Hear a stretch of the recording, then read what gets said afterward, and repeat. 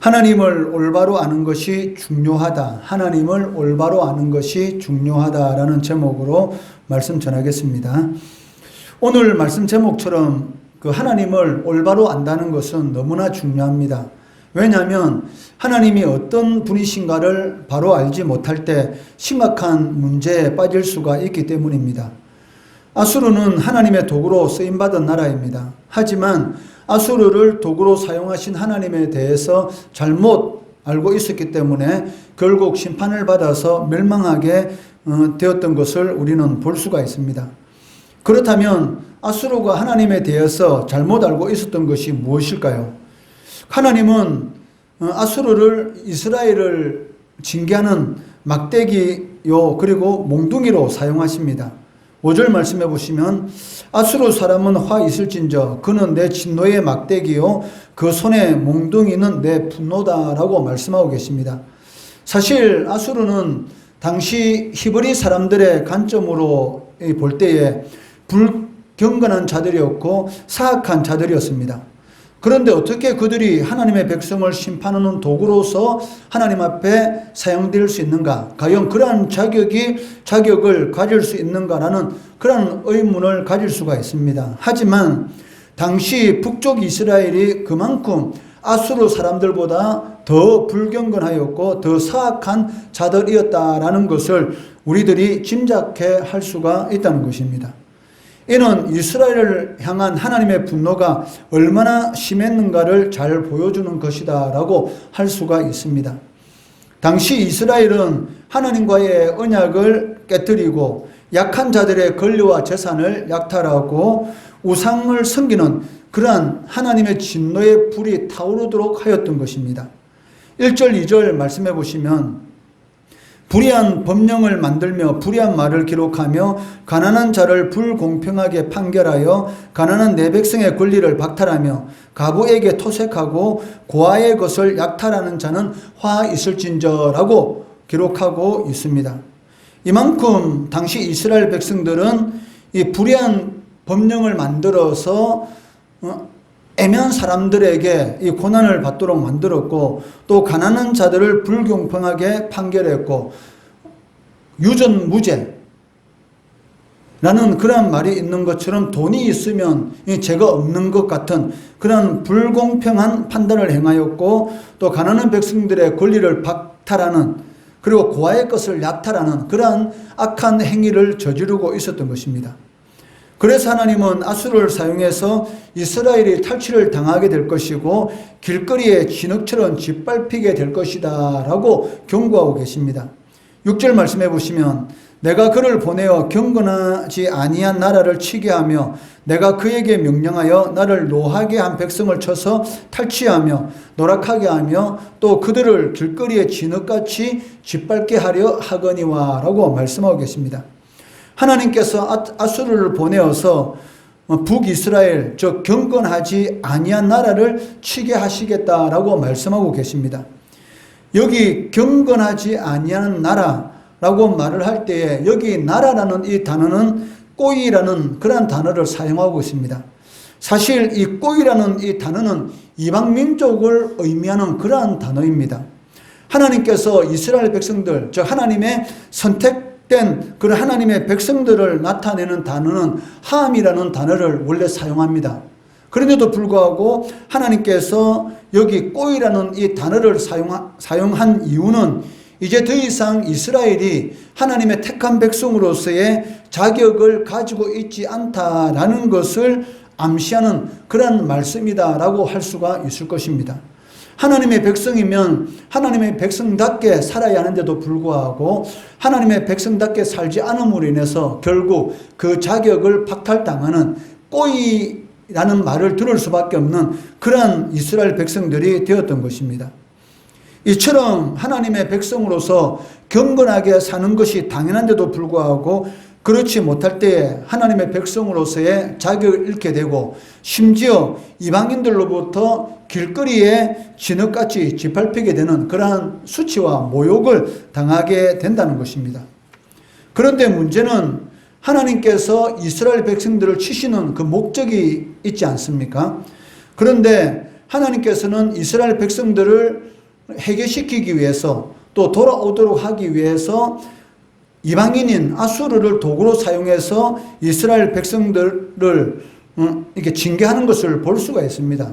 그런데 하나님께서 이스라엘 백성들을 징계하는 목적과 아수르가 이스라엘 백성들을 치는 그런 목적이 전혀 달랐다는 것입니다. 회개하지 않는 북이스라엘이 멸망하게 된 것은 하나님의 계획 가운데서 이루어지는 일입니다. 그렇게 선지자들을 보내어서 돌아오라고 말을 했는데도 불구하고 끝까지 완악함으로 인해서 결국 북쪽 이스라엘이 아수르에서 멸망하게 될 것이다 라고 하나님께서 말씀하신 대로 하나님의 계획 가운데서 북쪽 이스라엘이 아수르에 의해서 패망하게 됩니다. 이는 하나님께서 아수르에게 북쪽 이스라엘을 정복할 수 있도록 허락하셨기 때문에 그것이 가능하였던 것이죠. 만약에 하나님께서 북이스라엘이 정복당하도록 허락하지 않았다면 아무리 강대한 제국이라도 북쪽 이스라엘을 정복할 수가 없었을 것입니다. 그런데도 불구하고 아수르 왕은 마치 자신의 힘과 능력으로 이 북쪽 이스라엘을 정복한 것처럼 착각하고 자랑하였던 것입니다. 하나님의 뜻과는 전혀 상관없이 자신들의 이 정복 야욕을 성취하기 위해서 나라들을 멸망시키려고 하였다라고 말씀하고 있습니다. 이를 7절 말씀에서 잘 보여주고 있는데 7절 말씀해 보시면 그의 뜻은 이같지 아니하며, 즉 하나님의 뜻과 이 아수르의 뜻이 달랐다는 것이죠. 그의 뜻은 이같지 아니하며 그의 마음과 생각도 이같지 아니하고 다만 그의 마음은 허다한 나라를 파괴하며 멸절하려 하는도다라고 말씀하고 계십니다. 즉 아수르는 하나님의 도구로서 북쪽 이스라엘을 징계하기 위한 그런 막대기와 몽둥이였는데 아수르 왕의 생각은 무엇입니까? 하나님의 뜻과는 전혀 상관없이 오직 정복 야욕을 성취하기 위해서 오직 파괴하고 멸망시키기 위한 그런 목적을 가지고 이 북쪽 이스라엘을 비참하게 만들었던 것입니다. 하나님은 이스라엘을 해결시키기 위해서 하나님께로 돌이키도록 하시기 위해서 아수르에게 하나님의 분노의 몽둥이를 들도록 하셨습니다. 그런데 아수르는 하나님의 뜻과는 전혀 상관없이 자신의 정복 야욕을 성취하고자 이스라엘을 멸망시키려고 하였습니다. 비록 이스라엘이 악한 죄로 인해서 하나님께로부터 징계를 당하지만 이스라엘 백성들은 하나님의 택한 백성들입니다. 하나님께서도 끔찍히 사랑하시는 하나님의 백성이라는 것입니다. 그렇기 때문에 하나님은 이 때리는 아수르보다 맞는 이스라엘을 보시며 마음 아파한다는 것이죠. 부모가 자녀를 때릴 때에 그 때리는 그 부모의 아픔은 부모가 되어보지 않은 사람은 모를 것입니다. 마찬가지로 이스라엘 백성들이 비록 하나님 앞에 잘못해서 징계를 받지만 그 아수르에서 이 과한 그런 고통을 당하는 그 모습을 보고 하나님은 너무나 그 마음이 아팠던 것이죠. 이처럼 아수르는 대단히 착각하고 정복 전쟁을 하였는데 결국 하나님의 뜻과는 다른 그런 방식을 취함으로 인해서 이 아수르는 결국 바벨론에 의해서 멸망당하게 되었던 것입니다. 이처럼 하나님이 어떤 분이신지를 알지 못하고 하나님의 뜻을 자신의 뜻대로 잘못 이해하고 착각한다면 심각한 결과를 맞을 수가 있다는 것입니다. 아수르가 하나님의 도구이면서도 불구하고 얼마나 교만하였는지 마치 하나님을 그 자신이 정복한 다른 나라에 있는 많은 우상들과 동일한 우상, 심지어는 더 못한 신으로 취급하는 것을 볼 수가 있습니다. 10절, 11절 말씀해 보시면 내 손이 이미 우상을 섬기는 나라들에 미쳤나니 그들이 조각한 신상들이 예루살렘과 사마리아의 신상들보다 뛰어났느니라. 내가 사마리아와 그의 우상들에게 행한 같이 예루살렘과 그의 우상들에게 행하지 못하겠느냐. 얼마나 교만합니까? 사마리아는 이스라엘 뜻하고 있습니다. 이미 이스라엘이 아수르에 의해서 많은 이런 고통을 당하고 있었고 결국은 722년에 아수르에서 완전히 멸망을 당하게 되는데 기원전 722년에 완전히 멸망당하기 이전에도 아수르에서 많은 고통을 겪고 있었습니다. 그런데도 불구하고 정신을 못 차렸기 때문에 결국은 이 아수르에서 완전히 이 멸망을 당했던 것입니다. 그런데 이 아수르 이 왕은 어떤 생각을 가지고 있습니까? 지금까지 자신이 정복한 그 나라에 있는 많은 우상들에 비해서 이 하나님은 아무것도 아닌 존재, 그런 우상들보다 더 못한 존재인 것으로 취급하면서 함부로 하나님을 대적하고 있다는 것입니다. 아수르는 이 북쪽 이스라엘을 무너뜨렸기 때문에 이 남쪽 유다 그리고 예루살렘을 정복하는 것은 식은 죽 먹기다. 남쪽 유다 백성들이 섬기는 하나님도 북쪽 이스라엘 섬기는 하나님과 똑같기 때문에 별로 강한 신이 아니다. 별 볼 일 없는 신이다라고 쉽게 여기고 있었던 것이고 다른 나라의 우상들과 똑같이 취급하고 있었던 것입니다. 실제로 그 아수르의 군사력은 그 남쪽 유다를 정복하기에 충분합니다. 게다가 아수르는 수많은 나라들을 정복할 때 정복당한 나라들이 섬기는 우상들이 아무런 힘을 쓰지 못했기 때문에 그 유다를 지키는 하나님도 그 우상들과 다를 바가 없다라고 생각했던 것이죠. 고대 시대에는 나라와 나라의 전쟁을 신들의 전쟁이라고 생각했습니다.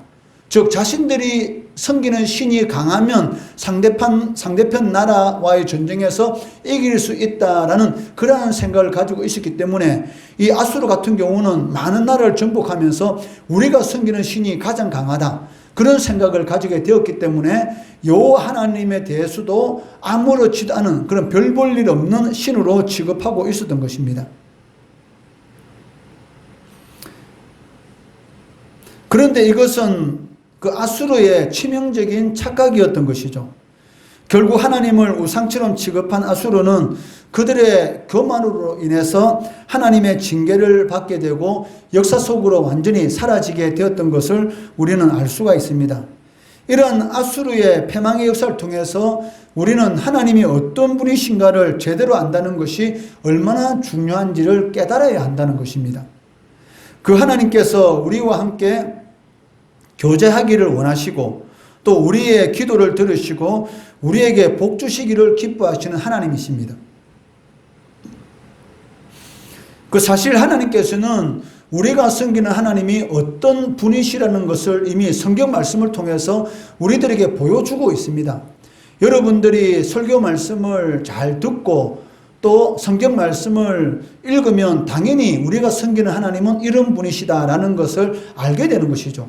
그리고 아는 그 하나님에 대해서 우리가 순종하는 그런 삶을 살아가게 되면 당연히 하나님께서는 우리와 함께 하시고 우리의 기도를 들으시고 우리에게 복 주시기를 기뻐하신다는 것입니다.